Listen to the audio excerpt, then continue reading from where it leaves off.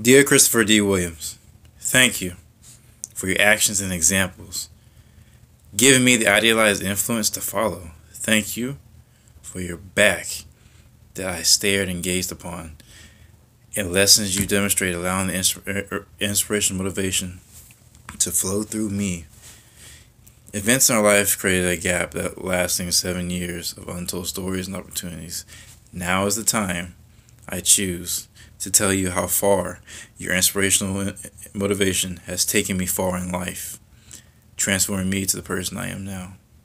Now is the time to let you know that all of your countless metaphors and demonstrations instilled in me virtues of an honorable man, nailed down to a wall of morals, the ethics and conduct of how I should act or react to situations as time over time again saved me from falling. Even when I did fall, you looked down, held out your hand, but did not let me grasp it. No.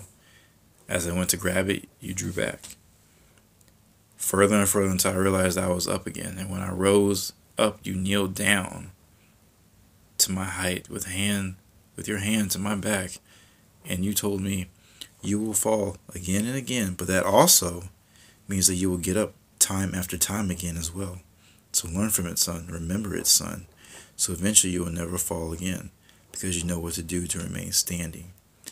I was hard-headed and probably still am, but that never stopped you from your discipline, followed by your education to correct the mistake.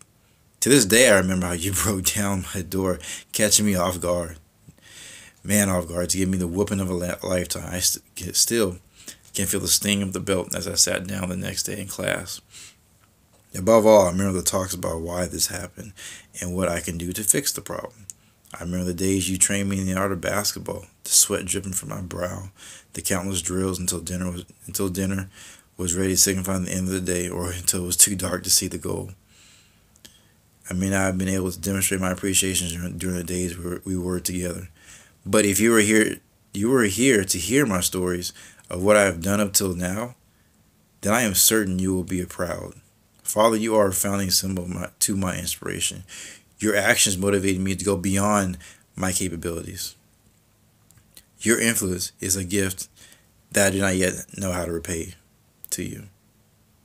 It is the reason that I joined the United States Marine Corps. My 3 months were guided by your words. Every step of the way, everything they screamed, everything they yelled and taught to me were things you already showed me as a kid. Discipline was beaten into me by my instructions, but it was only double from the amount you had already placed. Courage was demanded from them, but was only rekindled from the fire you passed on to me. My commitment to the cause of being a Marine burned so hot, however, the moment you told me the words, you have the power to do anything, my commitment was already cemented to my soul. I ran for miles while I was counting how many push-ups, sit-ups, or pull-ups I gave. However, every time I thought about giving up, you were there to remind me to keep pushing forward. I remember when you taught me the difference between anger and hate. It's so vivid. It's so clear to me. It's almost like it happened yesterday. You told me, son, if you're mad at someone for what they did to you, that's not hate. If you're mad at someone for doing things to someone else, that's not hate. If you see something that burns you to your core, that's being angry. But still, son, that's not hate. Hate is when you wake up every day wanting to do ill will towards someone or something.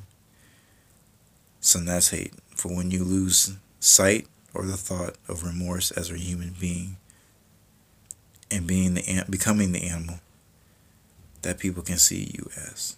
Now, when I'm having a conversation with someone regarding hate, I feel like a preacher, repeating the words that you gave me as I pass on the wisdom that you also gave me.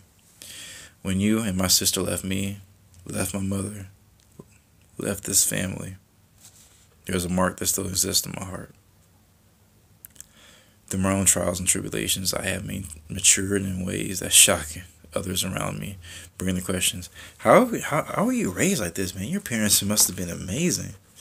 I laugh, I chuckle under my breath, and in my head I tell myself, if only you knew the whole story. regardless of how I became this structured, it all falls to what you and mom taught me.